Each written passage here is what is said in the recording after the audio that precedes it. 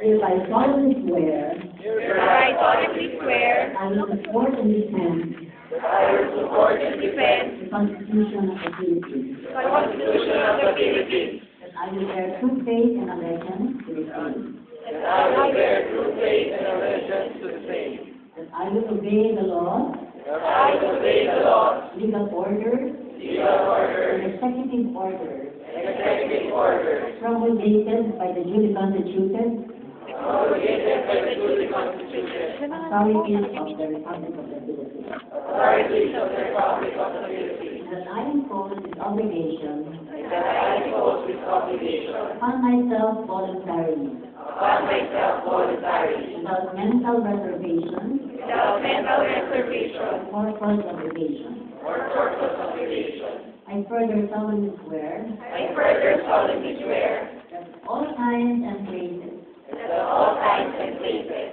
I will adhere closely I will adhere to ethical and professional rules the ethical and professional rules generally accepted generally accepted by the nursing profession in the Philippines, by the nursing profession in the Philippines, that I will and faithfully discharge and that I will to the best of my ability to the best of my ability the duties and obligations the duties and obligations incumbent upon a legally authorized incumbent upon a legally authorized nurse practitioner. nurse practitioner.